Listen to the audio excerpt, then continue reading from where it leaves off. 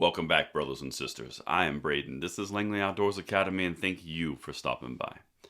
Alright, guys, on this episode of Bullet Points this morning, we are going to show you exactly what the left is thinking around this gun control narrative, particularly in response to the Ukrainian crisis. Now, you guys are fully aware, a little snippet set up here. The ultimate proof of the Second Amendment's viability was given in the invasion of Russia into Ukraine. We all know it. It's the most common sense thing you could possibly see. However, you know when you're over the target when the anti-gun control groups target that specific argument as a threat.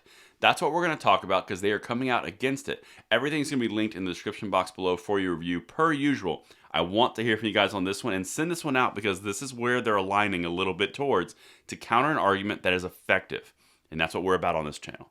I'm going to say a quick word from our sponsor, made these videos possible, and hit it hard on the other side.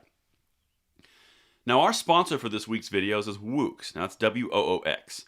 They are a new outdoor brand based in Hickory, North Carolina, and their mission is to create high-end products for outdoor enthusiasts. The company is the wild child of Manelli Group, an Italian company started in 1937 by Francesco Manelli and his three sons in northern Italy. By making gear in-house, they are able to provide higher quality, better-looking, high-end products at a fraction of the going craftsmanship price, and honestly, they're really nice products. If you are looking into the outdoors, do it beautifully and by clicking the link in the description and checking out Woox today. And thank you to Woox for making these videos possible.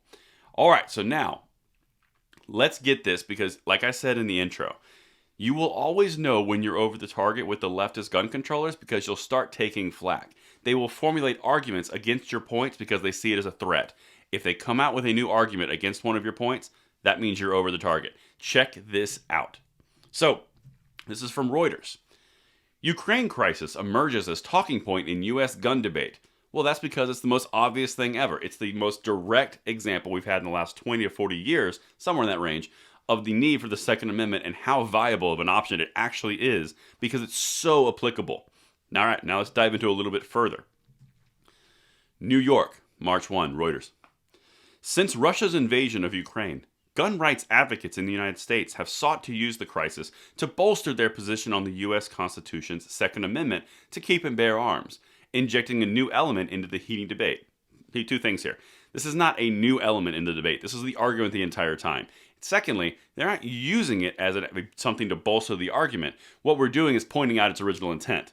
Very important distinction, but we'll keep going because that's not the big thing here.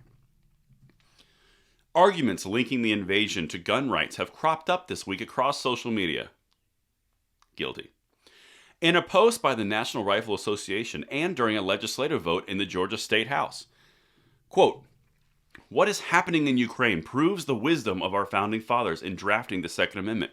Could not agree more," the NRA said in a blog post on Monday, pointing to Ukrainians who have armed themselves to defend their country. Now, like I said, this is the most clear example of why the Second Amendment is needed across the board. Gun controllers don't have an answer to it. Listen to how they respond here, because it's really interesting to watch them falter.